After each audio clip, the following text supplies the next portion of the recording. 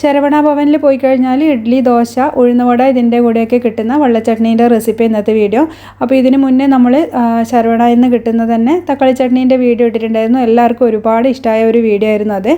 അപ്പോൾ നമുക്ക് ഈ വെള്ളച്ചട്നി തന്നെ 2 വിധത്തിൽ ഞാൻ വെള്ളച്ചട്നി ഉണ്ടാക്കുന്നുണ്ട്. രണ്ടും ശരവണ ഭവനിൽ നിന്ന് കിട്ടിയ റെസിപ്പിയാണ്. അപ്പോൾ ഇതിൽ രണ്ടിലും ഓരോ പ്രത്യേക ഇൻഗ്രീഡിയൻറ്റ് ചേർക്കുന്നുണ്ട്.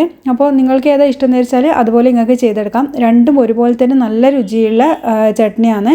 അപ്പോൾ വളരെ പെട്ടെന്ന് തന്നെ ഉണ്ടാക്കിയെടുക്കാൻ പറ്റുന്ന ചട്നിയുമാണിത്. നല്ല ടേസ്റ്റുമാണ്. അപ്പോൾ നമുക്ക് ഈ ഒരു ചട്നി എങ്ങനെ ഉണ്ടാക്കുന്നതെന്ന് നോക്കിയാലോ. അപ്പോൾ ഈ 2 ചട്നീൻ്റെ റെസിപ്പിയും അവിടെയുള്ള ഷെഫിനോട് ചോദിച്ച് വാങ്ങിയതാണ് കേട്ടോ. അപ്പോൾ അതുകൊണ്ട് തീർച്ചയായിട്ടും നിങ്ങൾ ഇതുപോലെ ഒന്ന് ട്രൈ ചെയ്ത് നോക്കുക. ആ ഒരു റെസ്റ്റോറൻറ്റിൽ പോയി കഴിഞ്ഞാൽ നമുക്ക് കിട്ടുന്ന അതേ ടേസ്റ്റ് തന്നെ നമുക്കും വീട്ടിലുണ്ടാക്കാം.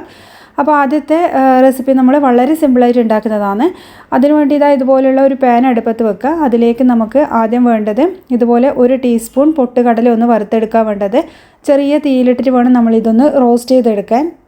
പൊട്ടുകടല എന്ന് പറയുന്നത് തന്നെ ഓൾറെഡി റോസ്റ്റ് ചെയ്തിട്ടാണ് വരിക. എന്നാലും ഒരു ചെറിയൊരു പച്ചമണം ഉണ്ടെങ്കിൽ അതൊന്ന് മാറിക്കിട്ടാൻ വേണ്ടിയിട്ടാണ് ചെറിയ തീയിലിട്ടിട്ട് റോസ്റ്റ് ചെയ്തെടുക്കുന്നത്.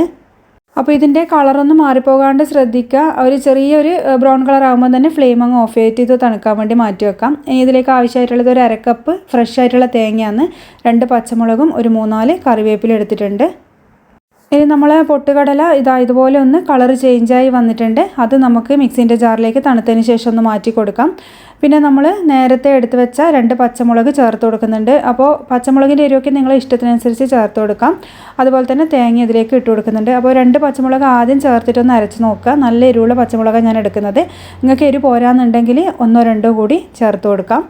ഇനി ഇതിലേക്ക് നമ്മൾ ചേർത്ത് കൊടുക്കുന്നത് ആവശ്യത്തിന് ഉപ്പാണ്.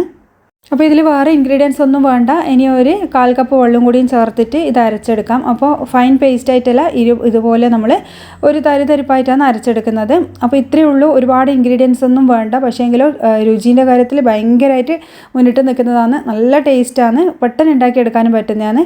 അപ്പോൾ ഇതൊരു ബൗളിലേക്ക് മാറ്റിയിട്ട് കൊടുക്കുന്നുണ്ട്.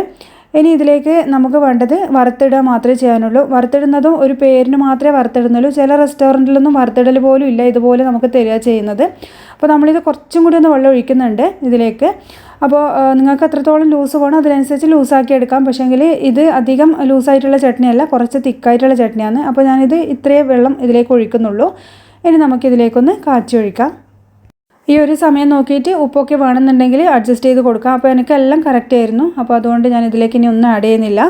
അപ്പോൾ ഇതുപോലെ ഒരു പാൻ അടുപ്പത്ത് വെച്ച് അതിലേക്ക് എള്ളെണ്ണയാണ് ഒഴിച്ചു കൊടുക്കുന്നത്. അപ്പോൾ ഈ തമിഴ് സ്റ്റൈലിലുള്ള ആ ഒരു ചട്നിയിലൊക്കെ ഇതുപോലെ എള്ളെണ്ണയാണ് എടുക്കുന്നത്.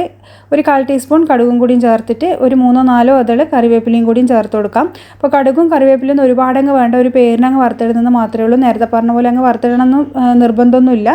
അപ്പോൾ ഇത് എടുക്കുമ്പോൾ എള്ളെണ്ണ തന്നെ പ്രത്യേകം എടുക്കാൻ ശ്രദ്ധിക്കുക. എന്നാൽ മാത്രമേ നമ്മൾ ആ ഒരു റെസ്റ്റോറൻറ്റ് പോയി കഴിഞ്ഞാൽ ആ ഒരു ചെന്നൈ സ്റ്റൈലുള്ള ആ ഒരു ചട്നീൻ്റെ ഒക്കെ ഒരു ടേസ്റ്റ് കിട്ടണമെങ്കിൽ ഇതിൽ തന്നെ എടുക്കണം. വെളിച്ചെണ്ണയ്ക്ക് പകരം തീർച്ചയായിട്ടും എള്ളെണ്ണ തന്നെ എടുക്കുക. അതില്ലേ മാത്രം നിങ്ങൾ വെളിച്ചെണ്ണ എടുക്കുക.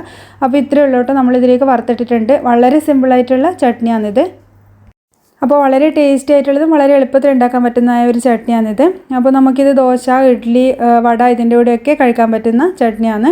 അപ്പോൾ നല്ല ടേസ്റ്റിയാണ് കേട്ടോ. നിങ്ങൾ തേങ്ങ എടുക്കുമ്പോൾ ഒരു ഫ്രഷ് തേങ്ങ തന്നെ എടുക്കാമെന്ന് മാത്രമേ ഉള്ളൂ. അപ്പോൾ ഫ്രിഡ്ജിലൊക്കെ വെച്ചിട്ടുള്ള തണുത്ത തേങ്ങയാണെങ്കിൽ കുറച്ച് സമയം മുന്നേ തന്നെ എടുത്തിട്ട് പുറത്ത് വെക്കുക. അപ്പോൾ ആ ഒരു ഫ്രഷ്നെസ്, തേങ്ങേൻ്റെ ഫ്രഷ്നെസ് നമുക്ക് കിട്ടണം. എന്നാൽ മാത്രമേ ചട്നി നല്ല ടേസ്റ്റ് ഉണ്ടാവുള്ളൂ. അപ്പോൾ ഇത്രയേ ഉള്ളൂ. ഇനി നമുക്ക് രണ്ടാമത്തെ റെസിപ്പി നോക്കാം.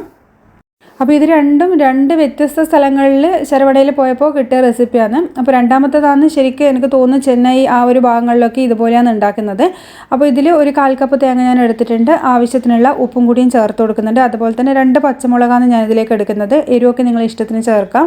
ഒരു ചെറിയ വെളുത്തുള്ളിൻ്റെ അല്ലി എടുത്തിട്ടുണ്ട്. അതുപോലെ ഒരു 3 കുഞ്ഞുള്ളി എടുത്തിട്ടുണ്ട്. പിന്നെ നമുക്കൊരു ചെറിയ കഷ്ണം ഇഞ്ചി ചേർത്ത് കൊടുക്കാം. പിന്നെ ഒരു നുള്ള് ജീരകം ഇടുന്നുണ്ട്. നല്ല ജീരകമാണ് ഇടുന്നത്. അതുപോലെ തന്നെ കുറച്ച് അണ്ടിപ്പരിപ്പ് ഇടുന്നത്. അണ്ടിപ്പരിപ്പിന് പകരം പൊട്ടുകടല ഇട്ടാൽ മതി. അണ്ടിപ്പരിപ്പ് ഇട്ടാലും കുഴപ്പമൊന്നുമില്ല. പൊട്ടുകടല ഉണ്ടെങ്കിൽ അതെടുക്കുക, അല്ലെങ്കിൽ ഇതെടുത്താലും മതി. ഇത് നല്ലൊരു ടേസ്റ്റാണ് നമ്മൾ ചട്നിക്ക് കൊടുക്കുന്നത്. ഒന്നുകിൽ പൊട്ടുകടല അല്ലെങ്കിൽ അണ്ടിപ്പരിപ്പ്, അതാണ് അവർ ചേർക്കുന്നത്.